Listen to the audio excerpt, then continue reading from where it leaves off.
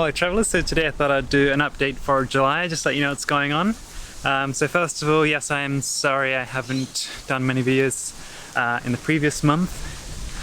That was probably mainly because of the weather. It was quite wet and it's been quite cold. Today is actually quite a nice sunny day. But I do still have a lot of reviews upcoming. When I get back to my room, I'll just show you a couple of those products.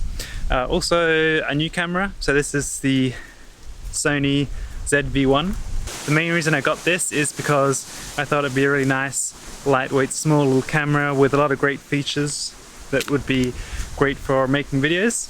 As you may or may not know, the previous camera that I used was actually an Olympus, and so Olympus has, or is in the process of selling their company, and I'm not really sure about the future of it. I was actually trying to hold on, waiting for them to release like a wide-angle zoom, but we'll see. I hope they do release some more lenses and stuff. But in the meantime, I thought I'd grab this Sony because it looks like a really great camera for, you know, making quick videos, for walking and talking, although I'm not sure about the stabilization. Do let me know in the comments what you think.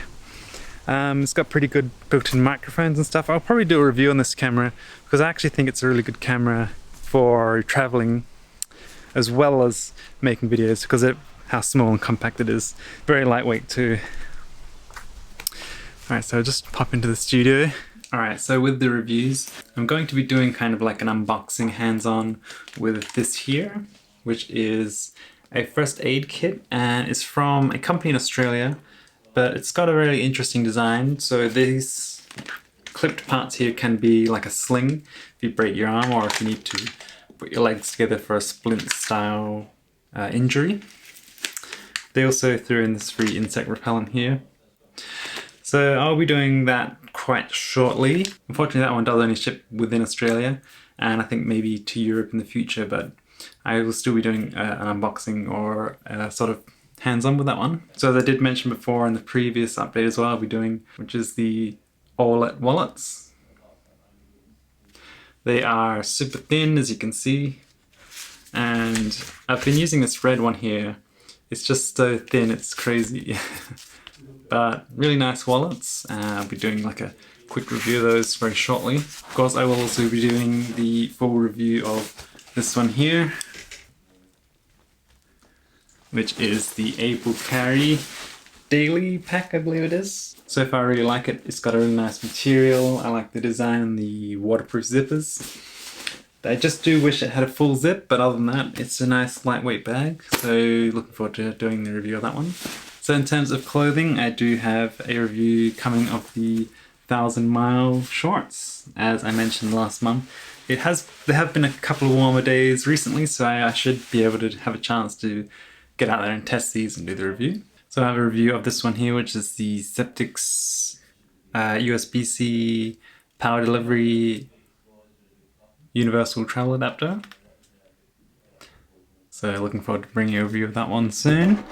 And this one here, which is actually a Kickstarter that is currently running, and I believe they've hit their goal, but I definitely think it's one of the more interesting universal travel adapters because it has a power delivery of up to 61 watts. So you could charge your MacBook Pro with this and additional devices at the same time with the USB-C. So that's the power delivery for the MacBook, and then another USB-C device and several other standard USB, plus a device in the top. So you can charge several things at the same time with this.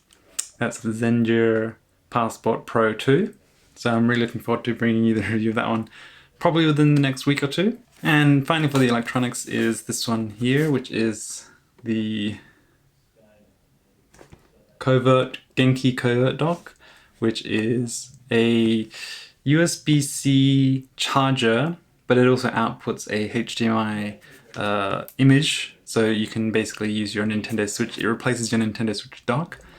So for me personally, traveling with this rather than a big dock with my Switch means that I'll be able to plug this into hotel TVs or TVs at my friend's place with a lot less bulk. And you can also use it to charge devices, so you could charge a phone with the standard output there as well. So that's pretty much it for upcoming reviews. So do let me know down in the comment below what you think of the new video quality, and also be sure to let me know if there's any other products you want to see reviewed.